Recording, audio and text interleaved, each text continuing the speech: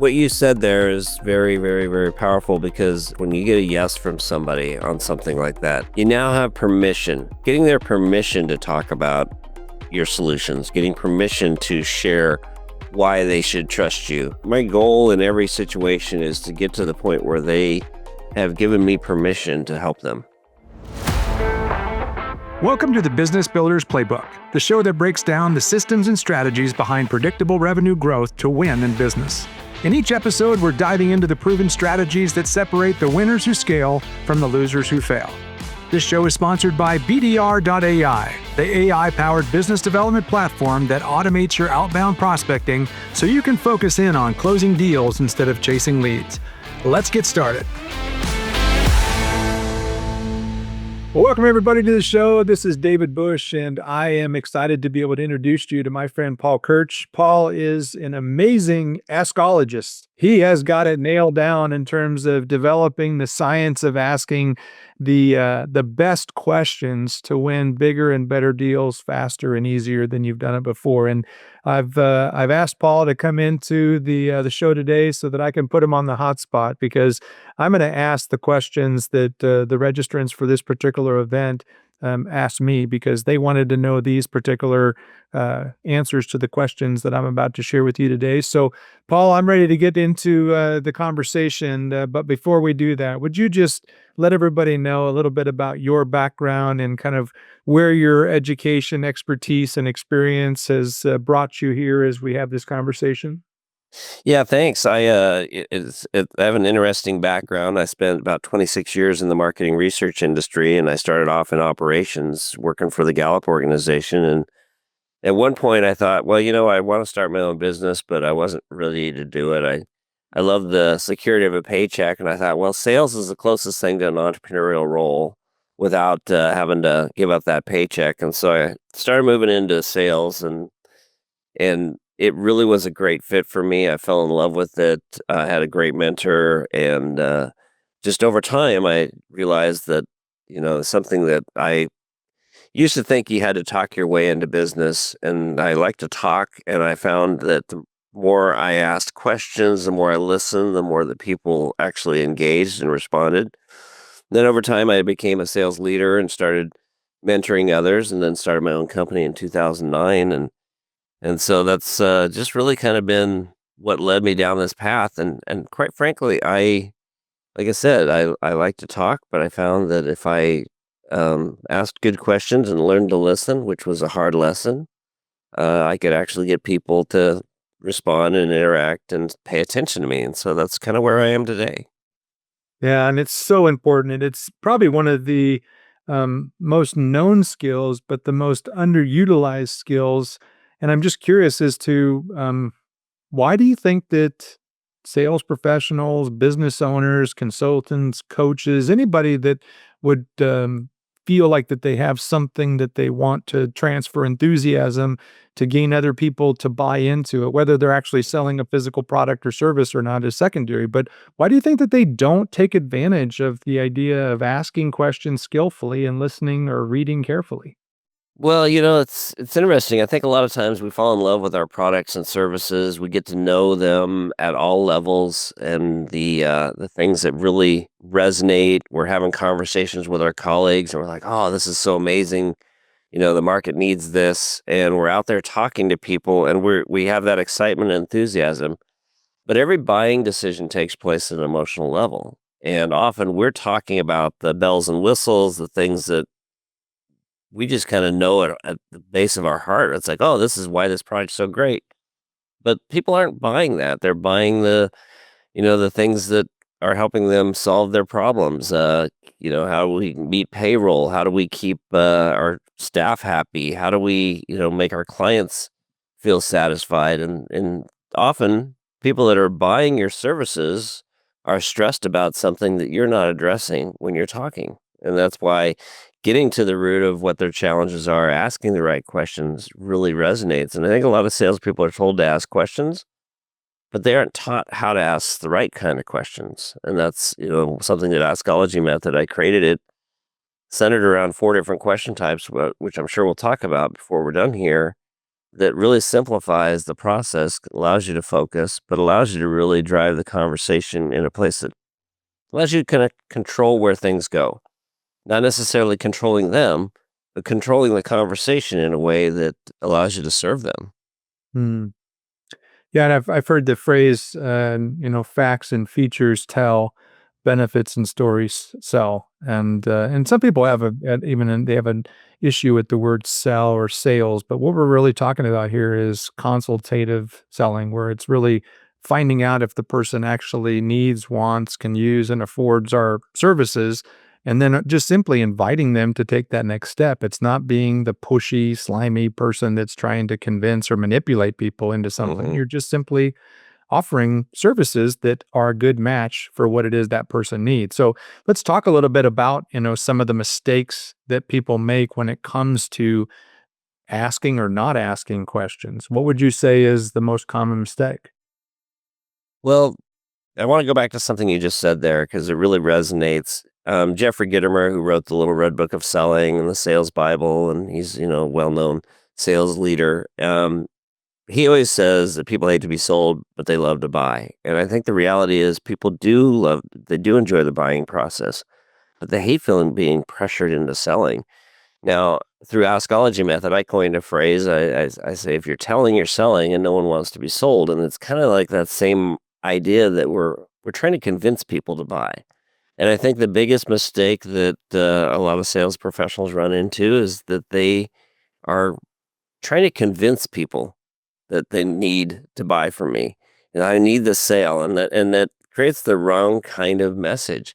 If we can find a way of what their pain points are, their challenges are, or even their excitements are, now we can give them a reason to want to buy from you. And that's what we really want. And I think that's the biggest mistake is that sometimes we're so focused on getting our products sold that we forget that we need to find a way of making them want to buy from you. Yeah. Well, I know that there's a lot of questions that we could ask that are more specific to a target audience or demographic or, qualifying an individual prospect. But is there any specific questions out there that you would say are the wrong questions that could actually lose a deal or it could lose an opportunity before you ever get the chance of asking some of the right questions? Yeah, I mean, I think there's a lot of different examples. I mean, just keeping it from a simple perspective, we always hear people talking about closed-ended questions versus open-ended questions. If you ask a closed-ended question, like a yes/no question, you have to be careful. It doesn't mean you never ask them because natural conversation, you're going to ask some yes/no questions. But if you ask somebody, "Are you happy with your current supplier?" and they say, "Yeah," well, where do you go? Even if you have a response to that, psychologically, they've kinda given themselves permission to tune you out because you've now given them permission because, anytime you get in front of somebody that's trying to sell you, there's a mental game that's going on, and if at any point they let you off the hook, it's kinda like this, "Oh, yeah, yeah, I'm really not interested in this." So a question like as simple as, "Are you happy with your current supplier?" And if they say yes, and you have nowhere to go from there, they've already kinda tuned you out, they've already given them permission to realize that, "Oh, I don't need this product, this person isn't the right person for me." And anything you say from there is really coming from a place of weakness, so it's hard to recover from some of those situations. And, that's just one example. I mean, obviously, there are questions you could ask that are you might create a list of questions, and you're rehearsing these list of questions, and you find an opening, and you ask the question, but the question isn't really addressing where they are, and it's really just something you've,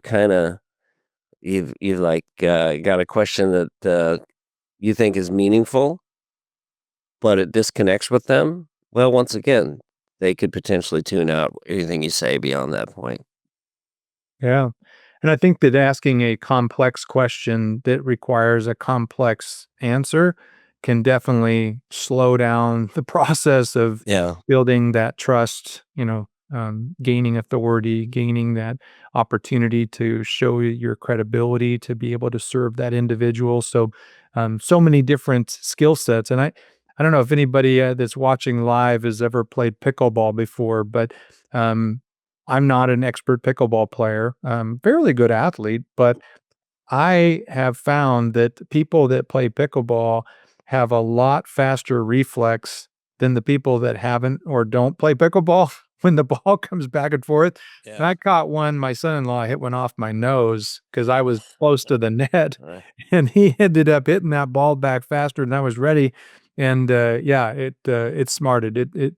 And I think that that's one of the things that I've learned about getting better at asking questions skillfully and listening carefully is just repetition. And I think that maybe you have some insights to this, Paul, but I think just getting into conversations with people and seeing how much you can, kind of play the game and hit the ball back and forth and asking questions that are simple questions to answer. And if you do get a closed-ended response, that you have another follow-up question that gets the ball thrown back to you or paddled back to you in the pickleball analogy. But what has been your 100%. best method to get um, people into the game of just asking questions so that they can get the repetition? I remember Jim Rohn said, repetition is the mother of all skill.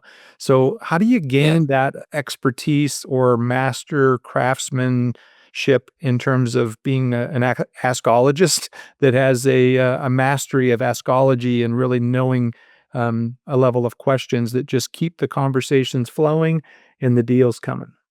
Well, there's a couple of ways I can answer that. The first I'm going to tell you is just become somebody who's curious. If you have natural curiosity and you really care about the person you're trying to engage with, then asking questions can just become something natural. I have two teenagers, David, and I will tell you that if I didn't ask questions, and I have to be careful of the questions I ask them because teenagers, often they want to check out, they want to tune out. So if I'm not getting a response, I'll go a different direction and I'll find questions that allow them to feel like I'm not pressuring them, but allow them to engage. And I think that that's just making questions part of your natural conversation and becoming more curious is important. Now, on the sales coaching side, when I work with sales teams, I'm a big fan of role playing. You go through the process of developing some questions that you can get comfortable with. I don't ever propose that somebody writes a list of questions, memorizes it, and tries to use those in practice.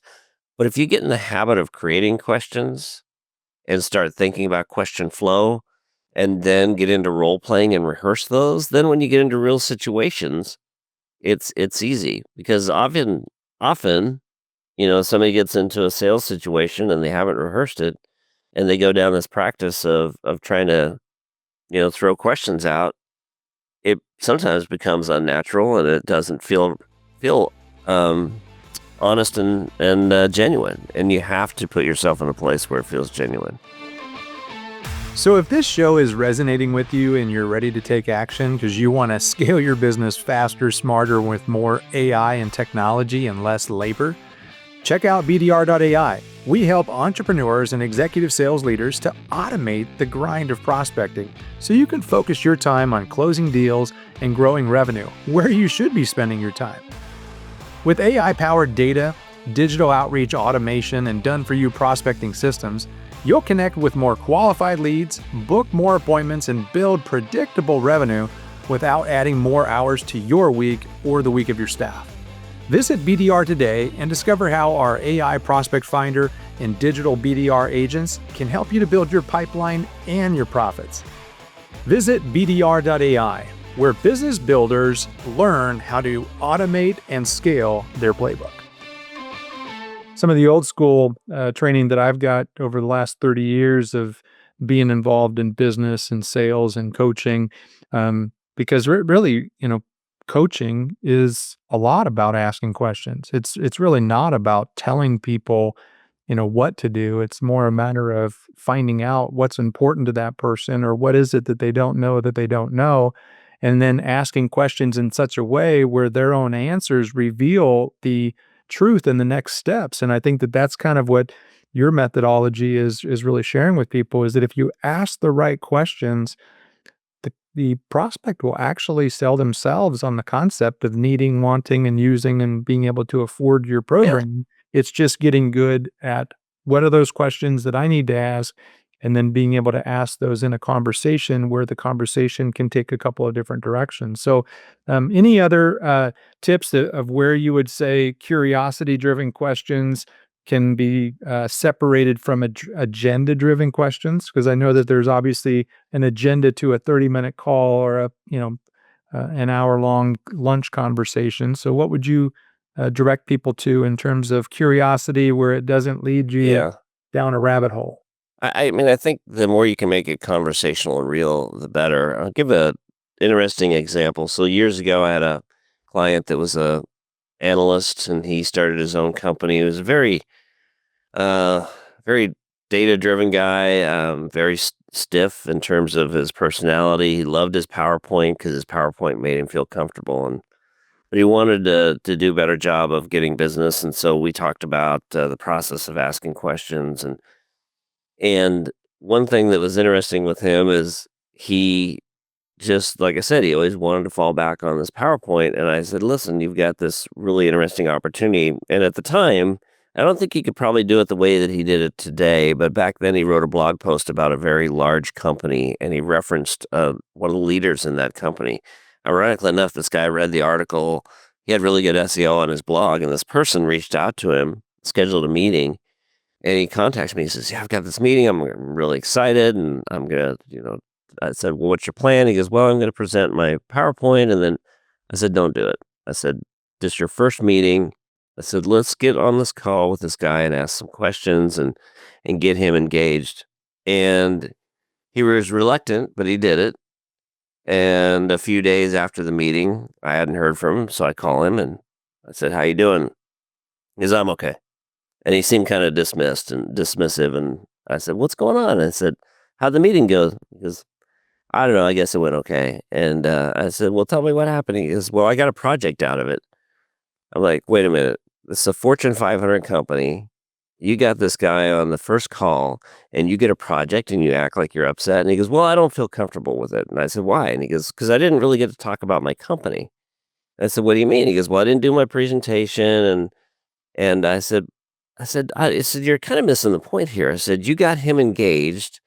And I said, "Was he doing a lot of the talking?" He goes, "Yeah, he talked a lot." And I said, "In response to some of the conversation, didn't you get a chance to tell him about what you do?" "Yeah, I did that." And this guy just totally missed the point. The point is he got the other person talking, and the more that person talked, the more that person found him interesting. And it was really fascinating that he just was kind of missing it. And he ended up getting this project, and it went well, and he ended up getting more business out of it. And it all came because he went through this practice of creating questions.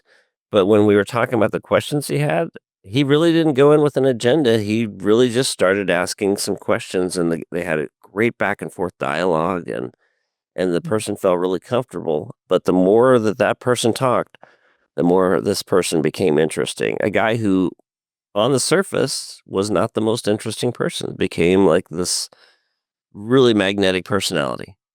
Hmm. So I've heard the term enthusiasm is sale is when a transfer of enthusiasm takes place, and that's kind of maybe an old school model. But the last four letters in the word enthusiasm is IASM, and the reference is I am sold myself.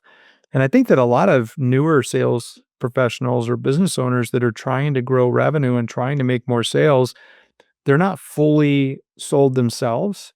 They have some doubts or limiting beliefs and negative perspectives on their situation, or they've received those negative perspectives or objections and barriers from other people. So they feel like that they have to convince a person to see the differences or see the benefits. And so they're selling and telling, right? Rather than asking, sharing, caring, and doing more of a consultative model. So I think you're making some great points about just the flip of the script and how sometimes we can almost get to the point where we like to hear ourselves talk because it makes us feel more confident in our yes. product or services if we feel like we've said enough. Whereas, and if another person just comes to us and we hear them talking about all their needs and all their wants and all their desires and all their challenges, and we are just asking questions to the point where they're saying, "Yeah, I think I need something different." And I'd really like to work with you. Yeah. I didn't do my job. I didn't do it the way that I was used to doing it. So there is a flip of a script there, right? Well, and I mean, no disrespect to anybody that this is their something they enjoy, but it's like the power word of the day, and you're trying to integrate words into your conversation. You want to seem really intelligent, really smart. Well, actually, that can be very unengaging and actually very repelling in the wrong situation. And sometimes we want to come across as the smartest person in the room. I don't ever want to be the smartest person in the room. I want to be the one who can, glean something from that person who's smarter than I am. But when it comes to clients, um, I want them to be the star of the conversation. Now, I don't want them to control the conversation, but I want them to be able to showcase their expertise, and I'm there to provide solutions to their problems. And that's my goal. And I think the more that you can get in that mindset now, I'll tell you, a lot of young salespeople, or maybe even experienced salespeople who maybe they're behind on their quota and they're feeling pressured, they're not willing to take risks. Sometimes you have to be willing to walk away from business to really earn the business. And, you know, there are several examples of situations where I've asked very, very challenging questions to somebody. Like maybe I asked them a question about their budget that others wouldn't ask.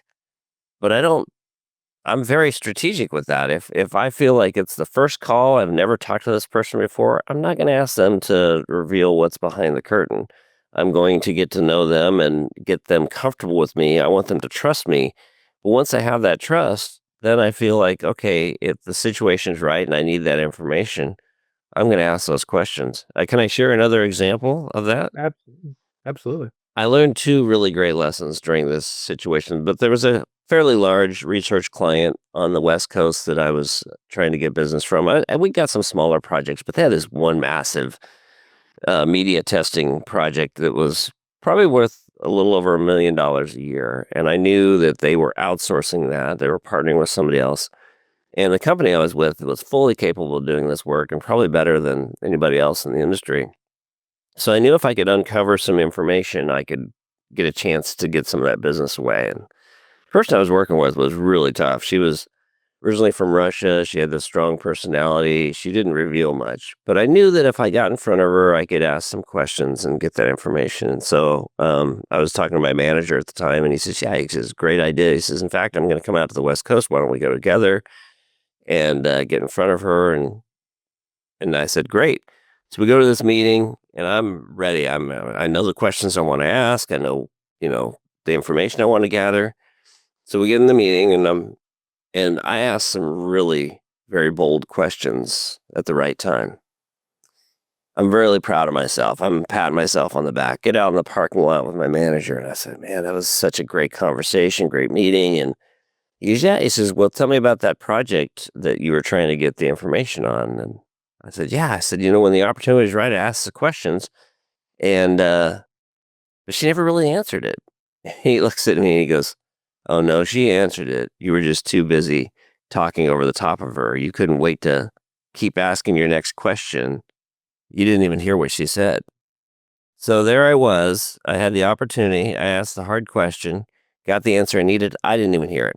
I have no clue what she said because I was too busy worried about the next thing I was going to say. And I think that's another piece that comes into this is asking questions, having conversations is great, but if you're not really actively listening, you're missing out on everything you really need. Because often their answer, maybe it's the tone of their voice, maybe it's the way that they're expressing something, but often the answers they give you are the ticket to whether you win that business or whether you just seem like another salesperson that's never going to get another opportunity.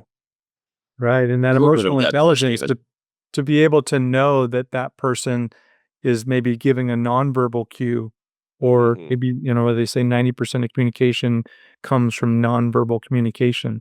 Yeah. And so, if you're trying to sell something over the phone or trying to transfer enthusiasm over the phone, you're not able to do that unless you're really truly listening to their responses or their tone of voice, because it, again, may not be the right time. But I know that there's probably a better time to really get into the details of questions. So Is there a point in time during a conversation where questions are better suited? I think that every conversation is different, and I think that if you're forcing questions, then it can seem very impersonal. I think you just need to get comfortable with the person you're talking to, and there's times where I'm not asking a lot of questions because I can tell the person's not receptive to it or they're turned off by it. Because the minute they start to feel you're a salesperson, it doesn't matter what your label, your title is, what you call yourself. You could be sales leader of the world. When you're talking to somebody, you don't want them to feel that way, right? And the minute they start to see you that way, maybe that's like, oh, wait a minute, my spidey senses are kicking in. I need to step back here because clearly I'm taking this conversation down the wrong path.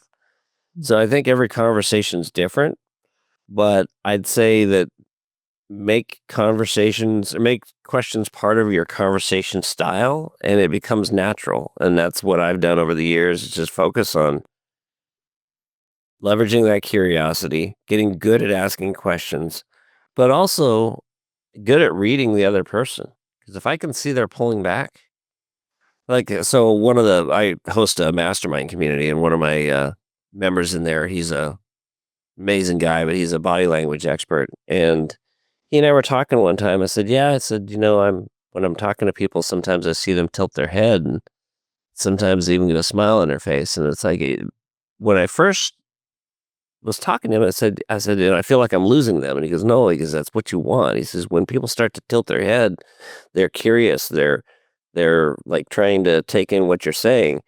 And he says, especially if they put that smile on, he says, that's when you know you have them. And it's like, so reading their body language and understanding that how they're reacting to you is something that you need to also lean into as well. Are they smiling and laughing at the things you say? Are they getting angry or annoyed? Well, take that information and learn to adapt.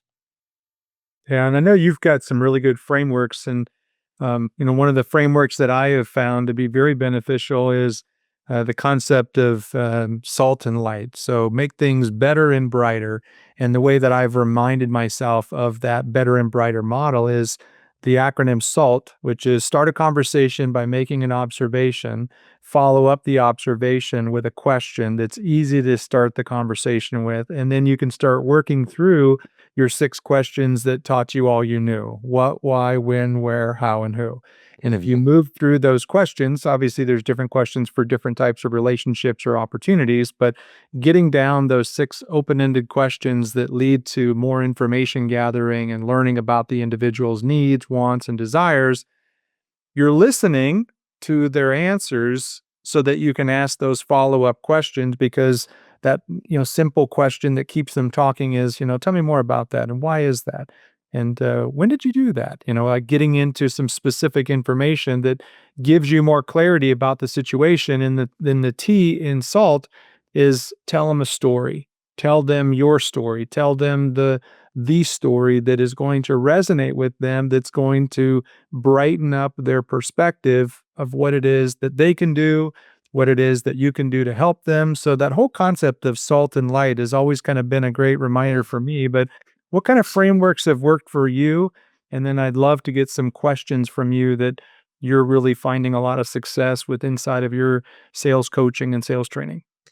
Well, I'm going to approach it a little differently. I'm going to tell you what the 4 question types that Askology centers around because it kind of is really the way to, I find, drive through a lot of conversations. So the first one is I call it guiding questions, and guiding questions are they're like a leading question that allows you to really leverage your information and instead of just pitching, finding a way of fitting into the conversation. So you might ask them questions that you already know the answer to, or you kind of have an idea of what they're going to say.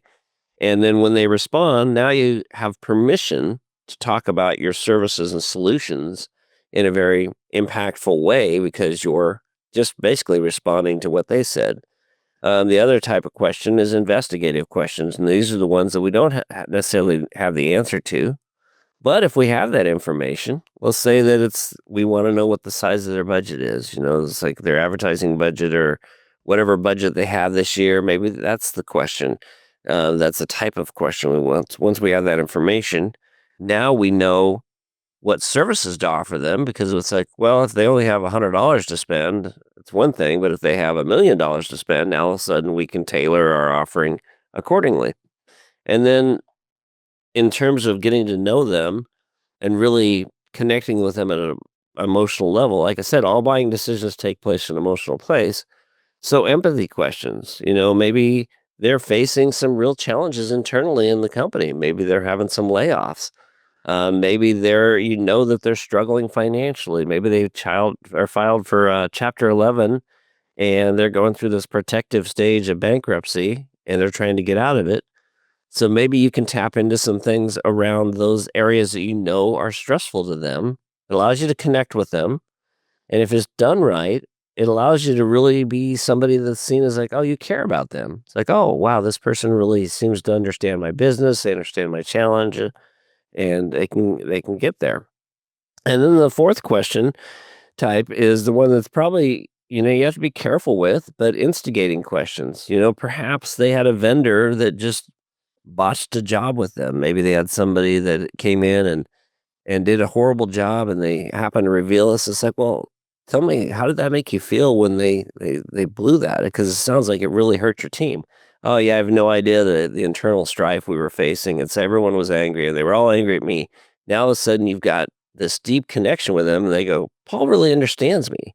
He gets my business. So those four question types, if you can master those and really start thinking about it, it's like that's how you really break down those barriers. The guiding questions allow you to drive the conversation where you want it. Investigative questions help you uncover those things you need. Empathy allows you to connect with them at a deep level. And then the instigating questions are the ones that, you don't miss the opportunity to tap into areas where, man, they're really frustrated. And, I'm not trying to poke a stick in at anybody. I always jokingly call it poking the bear. But sometimes that's the area where they really have the biggest frustration. And if you can be the person who helps them solve that, that's a beautiful thing. I can think of an example on the instigating question where one time I was talking to somebody who just had a vendor botch something, and I asked about, what that made them feel like. And once they started to reveal, I'm like, well, we actually put a process in place a few years ago because we had something similar happen in our company. We have a process in place that prevents that from ever happening. Well, now they know they've got somebody they can go to that's never going to put them in that situation again. So it's very powerful. Yeah, and as you're naming off those different categories, so it was guiding, investigating, empathizing, or Empathy, yeah, empathy, and then and instigating. instigating. Um, a person that's going to go into battle, or a person that's going to go into a competition playing, tennis or anything that's going to be hitting the ball back and forth, they're going to go in prepared with their opportunities to play the game, right? And Mhm. I like to think of it as a game. I'm a former football player. I don't think about it as dominating the competition. I think about it as just playing the game of just hitting the ball back and forth, where if you hit the ball back and forth enough, it's fun. It's fun to be able to be in the game. It's not feeling like that, one person is just all one sided. So I'm curious, is there any questions that Paul Kirch and all of his wisdom and experience and expertise, they're kind of like secret weapons that you could share with us, that you're like, I really like asking this question because it oftentimes um, opens up. I'm going to give you one good example, because I think that was an opportunity and a time which was really a growth period for me. There was a time I would not have asked this question, but one time I was invited to come in and present to a company in Denver, and I go and I'm thinking I'm meeting with two people. I'd been talking to these two people, and they both seemed to we connected, and they were interested in the company I was working with at the time. And I show up and I walk into this They had like their own little amphitheater in their office. It was really nice. And I walk in there, there's about 30 people in this room, including the CEO.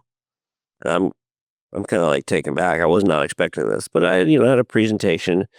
And based off the conversations I'd had with these two people, we touched on several areas that they had concerns and they thought that we could help serve. And so that's what I tailored the conversation around. And I'm up there doing the old, death by PowerPoint. And I get done with the meeting and I'm feeling pretty good about the conversation. And I asked if there was any questions, and the CEO stands up and he comes over and he shakes my hand. He goes, "Oh, that was really good, Paul." He goes, "I think we're happy with our current supplier, though."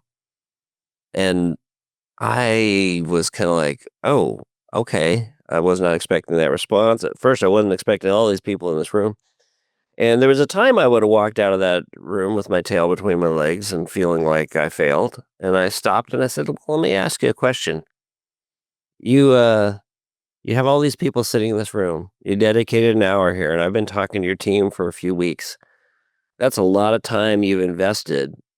Clearly, you're looking for something. What is it you were hoping to hear today?"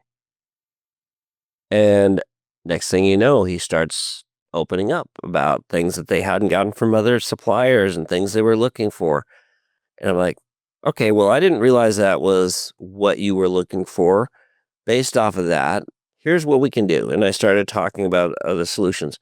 That one question, just being in a place where I didn't miss the opportunity, changed everything. And it was a company that I'd not gotten a single dime of business to. And if I would have walked out of there with his response that he was happy with the current supplier, I would have never gotten business from him.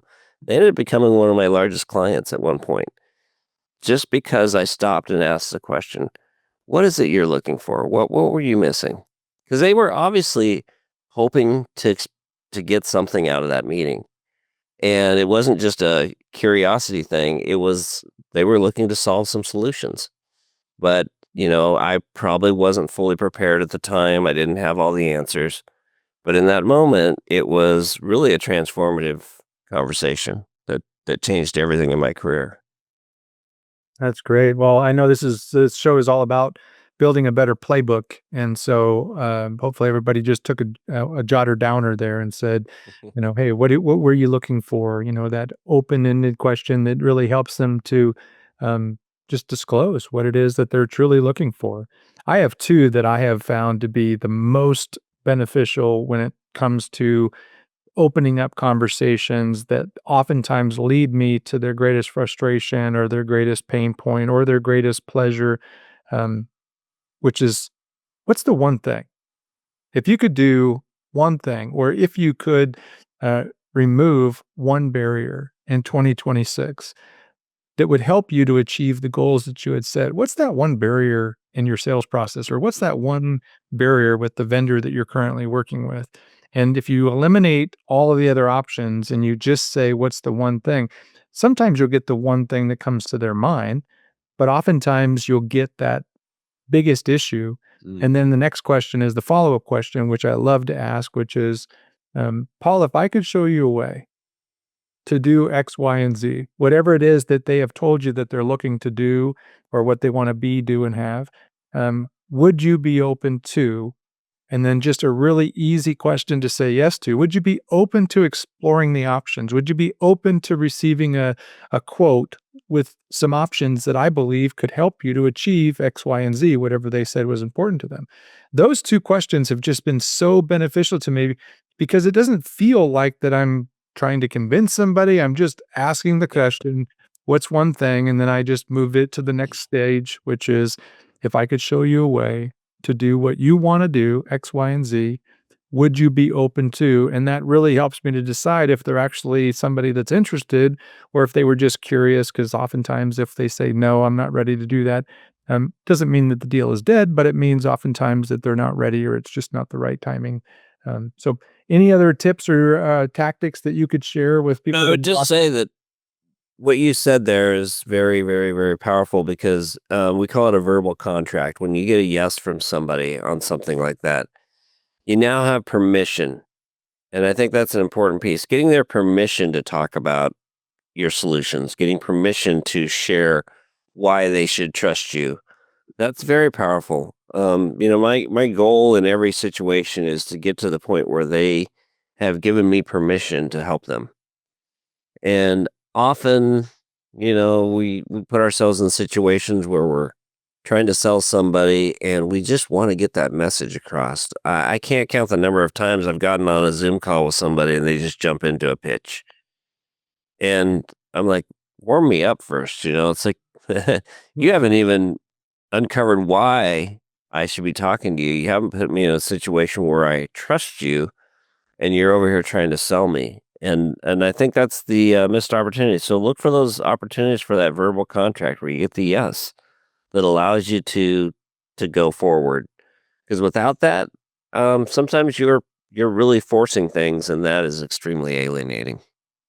Yeah, and we all know, from our experience and previous testimonials of other people that have gone before us that, it is the speed of trust, right? Hmm. Stephen Covey's, son wrote that book on the speed of trust, and I just really love the concept about, accelerating the speed of trust, and your questions can actually accelerate trust without having to tell them all of your qualifications and all of your, Yeah. skills and, designations. It's not those things that oftentimes build trust. It's just the questions that you ask, the, information that you provide based upon the questions that you ask because like doctors, they get sued all the time for malpractice, but business owners and sales professionals, they oftentimes misdiagnose, they, misrepresent, they tell people things that don't necessarily match what it is that they're looking for or what they need because they're just in a hurry. They're in a hurry to get a sale or they're in a hurry to get the information that they feel like that they need so that they can develop a quote and a proposal rather than seeking to understand before being understood. So I really appreciate that insights. Anything else you want to add to that, Paul? I mean, just that your job in any situation where you're trying to sell your goods is to really uncover how do your solutions help them.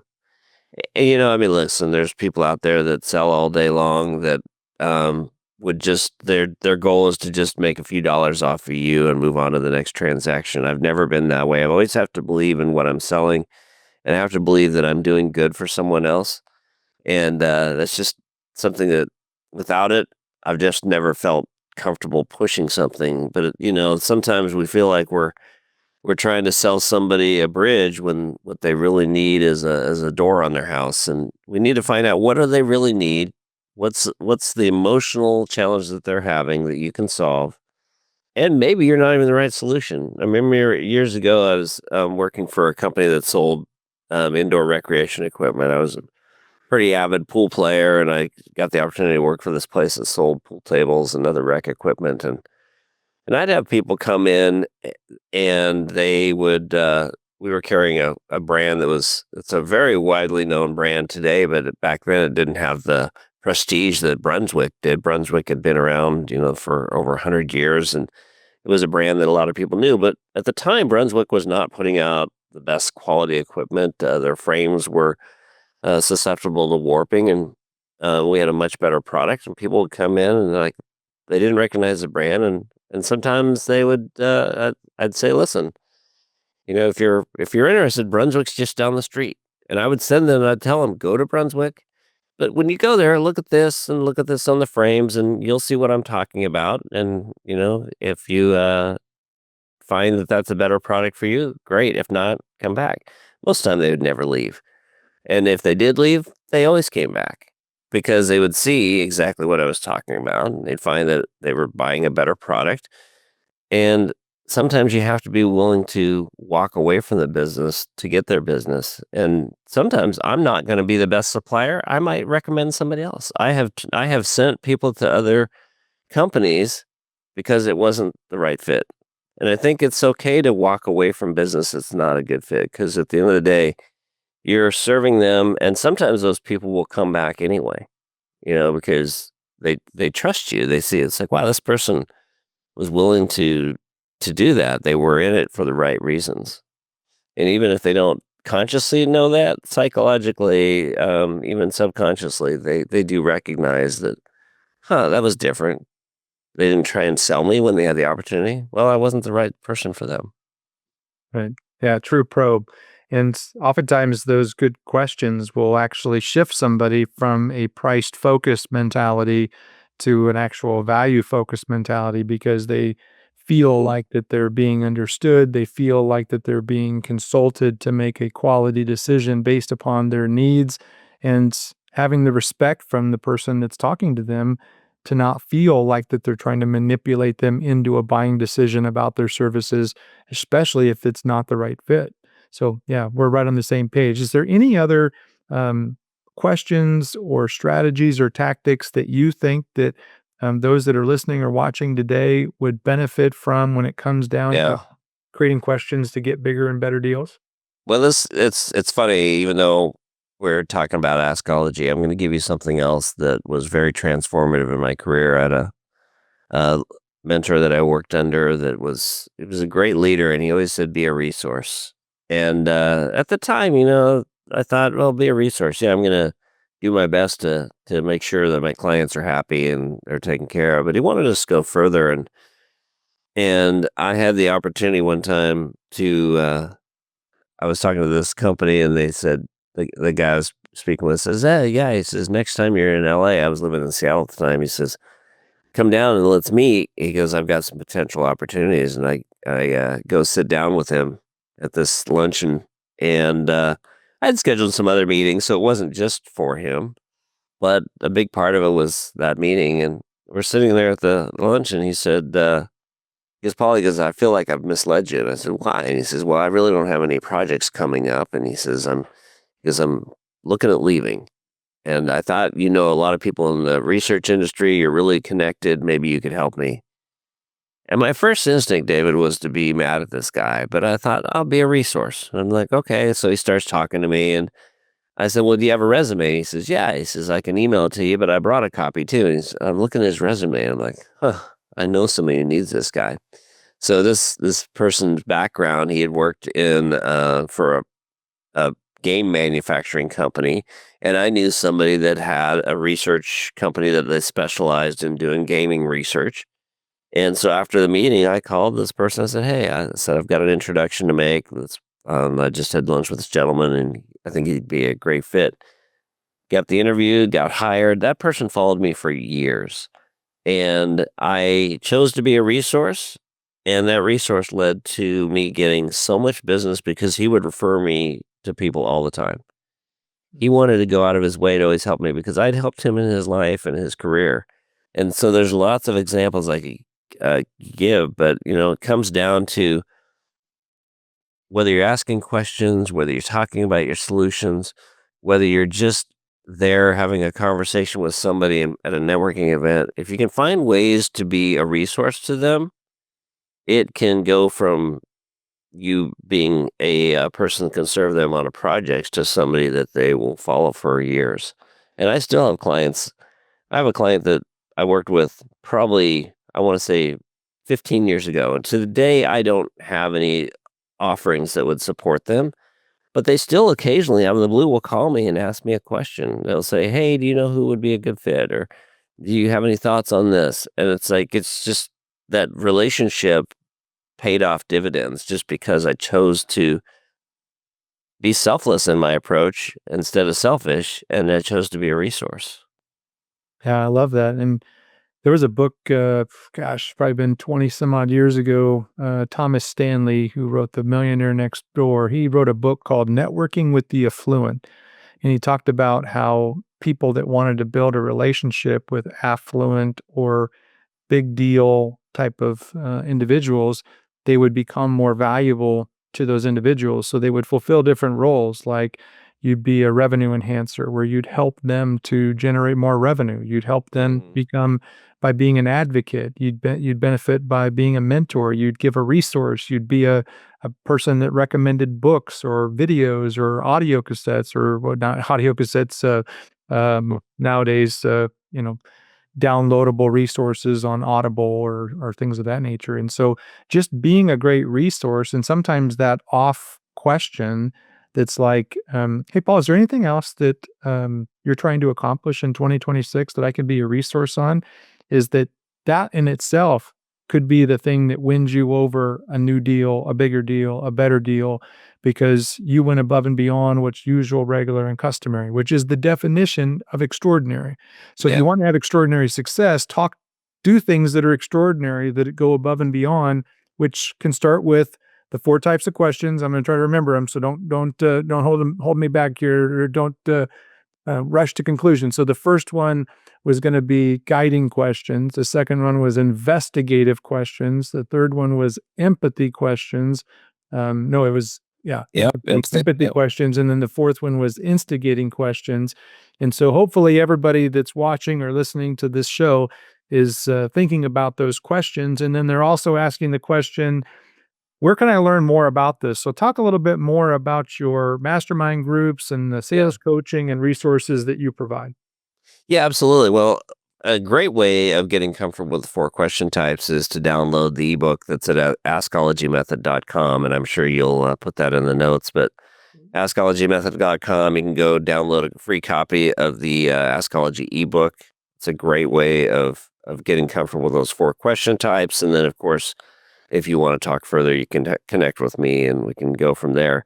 And then I've hosted a mastermind community. Well, it started in 2014. I hosted a live radio show in Dallas, and then that later became a top 10 business podcast show. And then we turned it into a mastermind community back in 2021. And we have a meeting every Friday. We have incredible resources, and Boss Academy has been a life changer for me because I went through a dark period with a divorce, and then the COVID hit, and that community has been a place where it allowed me to actually formulate the concept of Askology Method. I mean, Askology Method was never a formal product until Boss Academy. It was just something I did in my coaching and training, but that group has actually been a place, incredible ideation place. So yeah, Great. bossacademy.com if you want to check that out as well.